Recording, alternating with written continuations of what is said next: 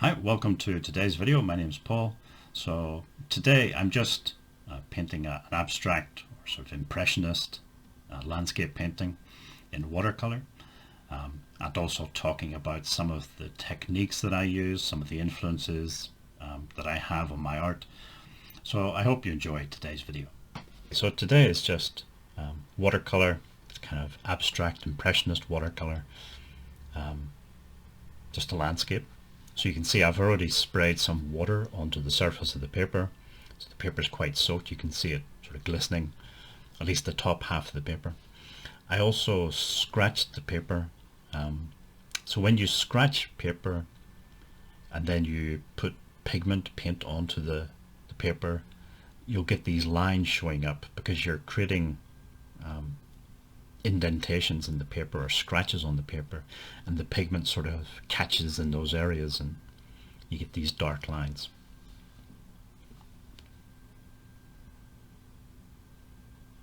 There's a few things that have sort of influenced this painting and some of the other paintings I've been doing recently.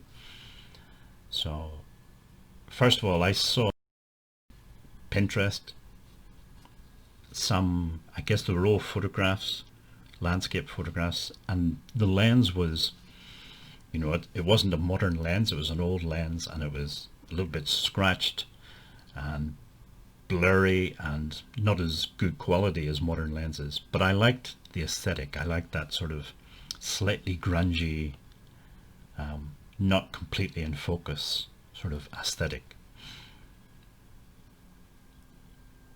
And this painting is being done entirely from imagination, so there's no reference at all. So therefore I want to keep the composition simple. And the composition is kind of inspired by, I love the paintings of Mark Rothko. And well, especially in the last sort of, I guess, 20-30 years of his life, he did these large blocks or rectangles of color, usually 3 or so rectangles of color on one canvas. But that simple composition where you have a block of color, an intersection, and then another block of color beneath it, that was sort of an inspiration for this composition. So at the bottom, although it's not a single block of color, at the bottom we have the land, at the top there's the sky, and later on I will put a horizontal darker blue line across the center of the page, or near the center, and that will be sort of a hedgerow, but it will divide the two blocks of color.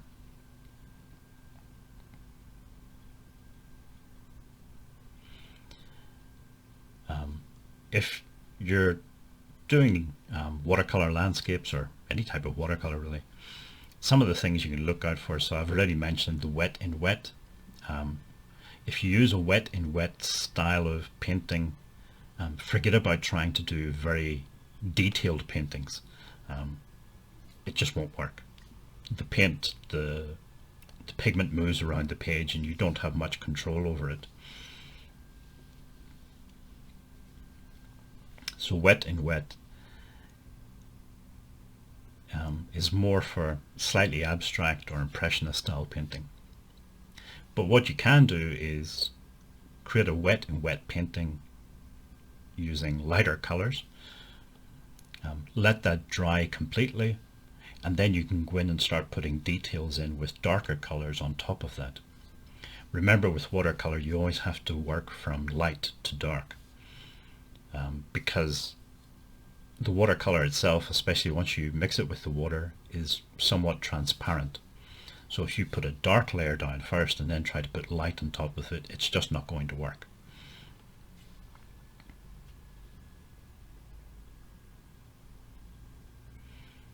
One of the other things I wanted to mention this was sort of the idea of keeping going.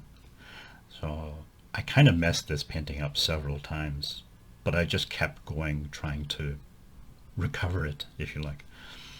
At this stage I probably could have almost left it, especially with that hedgerow. I like it at this stage, but of course I couldn't just leave it. I had to go in and mess it up. So then I had to try and See this, putting in this dark, I don't know why I was doing this. I think it wrecked that hedgerow. And then I had to try and recover from that. But that's part of the painting process, especially when you're working from imagination or you're experimenting, trying new things. It's not always going to work out. Things can get messed up.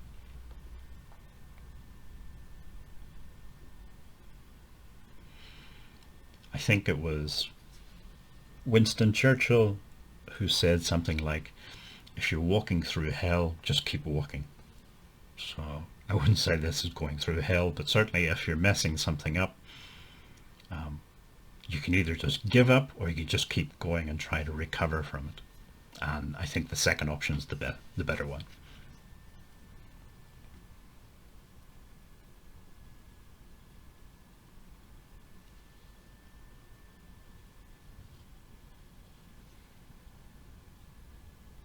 The paint that I'm using here is Sennelier paint.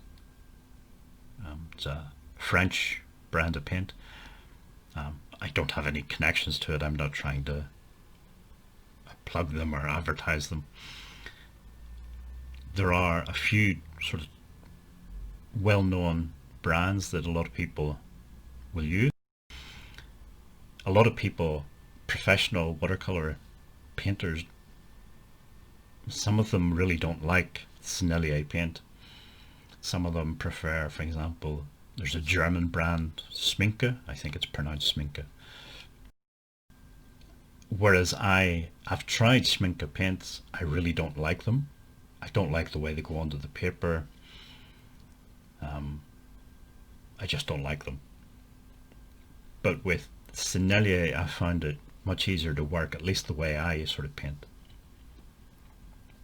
And I think when you're getting started, you just have to try a few different types of paint and a few different types of paper. This paper is, it's a German company that makes it. I think it's a German company, and I can't remember the name. Begins with H, but I can't remember. It's a little bit, it's not too bad as paper. Basically, I think as long as you get 100% cotton paper, and it's at least 300 or so grams per square meter, which is about 140 pounds, most will be, you can use them, they're workable. If you get lighter papers, you may have a lot of problems with paper buckling, and especially if it's not 100% cotton. The surface of the paper is not, so it's not smooth and it's not rough, it's somewhere in between. I usually prefer the rough surface, the cold pressed surfaces. I think it works better for this sort of impressionist or slightly abstract style.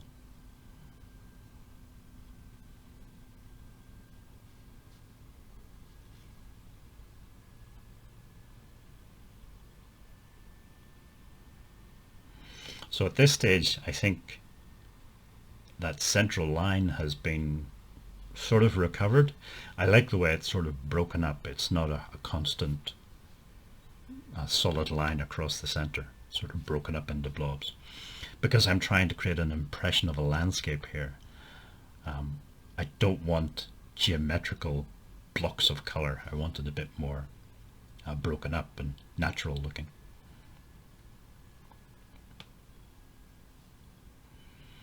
The one thing the painting still lacks, I think, at the bottom, maybe needs a bit, some darker colors in there, I think.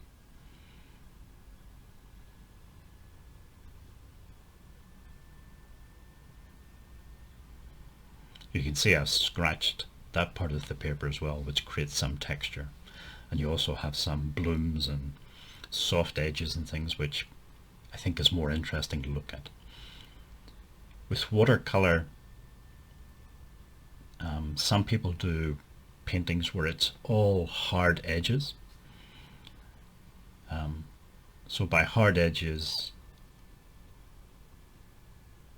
when you put the paint onto the paper, if the paper isn't completely wet, you'll tend to get a harder edge. So there's a definite edge to where the pigment ends. And paintings that have only hard edges really don't look that good, or don't look as good as they could. You want to mix hard edges and soft edges together. So when the paper is wet, you're going to get these softer edges. And when the paper is drier, you're going to get harder edges. I think with watercolor, it's all about sort of controlling how much water is on the paper, how much water is in the brush. And then as things dry out, you can create different effects. You can go in and create more detail and things.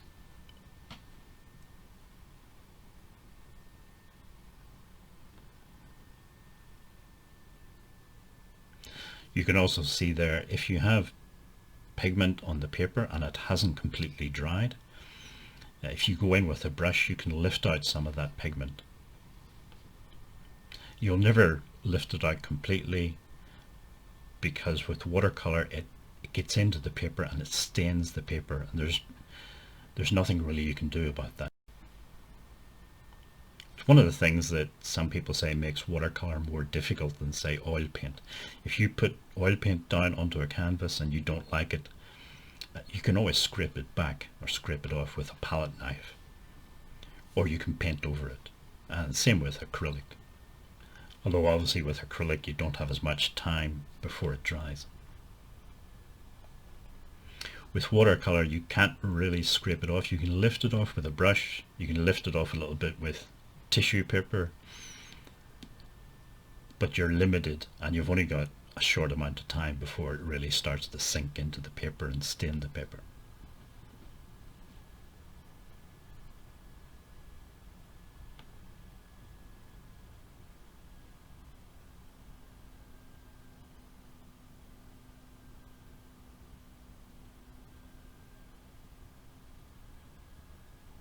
Although I haven't used it here, you can try other effects as well. If you put salt onto the watercolor as it's starting to dry, it creates different effects. I've also seen people using soap, liquid soap. It's just a way of creating different textures and different sort of adding interest into your paintings.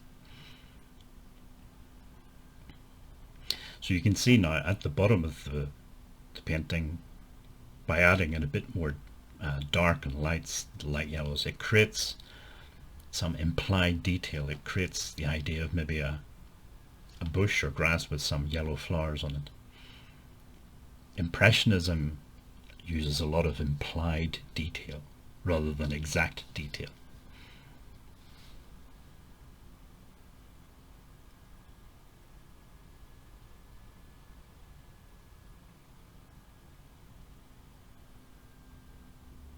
Some people, of course, prefer paintings that look like photographs. I'm the complete opposite. I prefer something that's a bit more abstract or impressionist.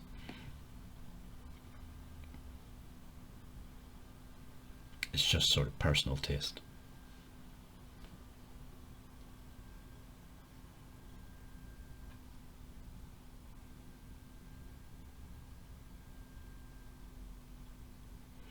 Okay, so this is sort of coming up to the end of the painting.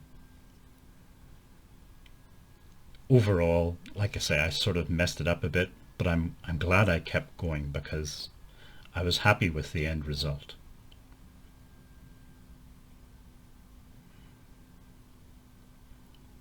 And I think if I was going to learn anything from this painting, it's if you're not happy, keep going, keep trying with it. Eventually at some point you will have to give up if you're really not getting anywhere, but don't give up immediately. Keep trying. And then of course the other thing, the important thing, is to have fun with it. For me, the whole painting process, it's a bit like, it's a kind of an escape. some people will sit in front of the television for hours, sort of zoning out. I prefer painting. I get bored if I watch TV, so I like to just paint, and it is a form of escapism, or a form of meditation, if you like. So this is the final painting, and this was just scanned, so you can see the colors a bit better. Okay, so that's the end of today's video. I hope you enjoyed it. If you'd like to subscribe, just click on the big red button below and click on the bell icon beside that. It lets you know when I've uploaded a new video.